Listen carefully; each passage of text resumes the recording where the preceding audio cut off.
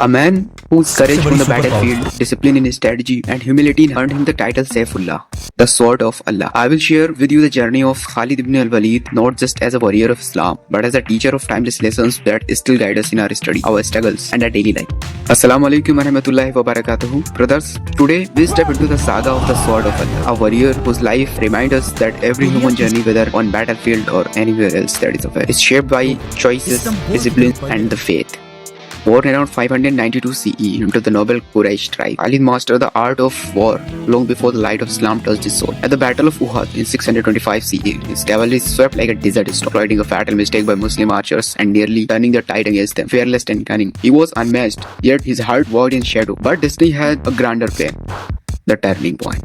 In 629 CE, drawn by the growing power and message of Islam, Prophet bestowed upon him a title and matched in honor, Saifullah, the sword of Allah. From that moment, his brilliance served the cause of truth. Here is where the story speaks to us as a student of life. Khalid once stood on the opposite side of the truth, yet he chose to change. He reminds us that it's never too late to redirect your path, whether in faith, in studies, or in personal growth. A single person's learning, vision, and courage can change the fate of thousands. Isn't it the same lesson we are taught in education?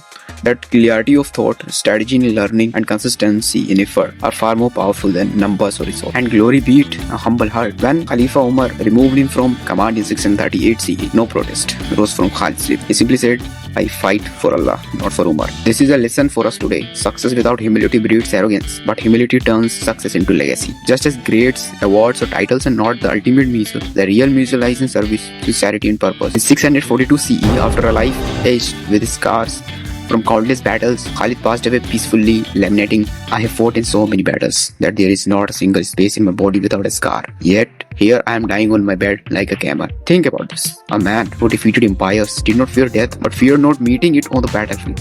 Why? Because his purpose was larger than life itself. The lesson for us. The story of Khalid ibn al-Walid is not just history, it's a mirror. Discipline, faith, humility. For us, as the students, as learners, as seekers, the battlefield may not be fought with swords and shields, but with knowledge, exams, responsibilities, and moral choices. The question is not whether we will face struggles. The question is whether we will face them with faith, humility, and strategy. So, my dear friends, carry this legacy not as a tale of past, but as a compass for the present. In every test of patience, remember the sword of Allah, Khalid ibn al-Walid. Of course.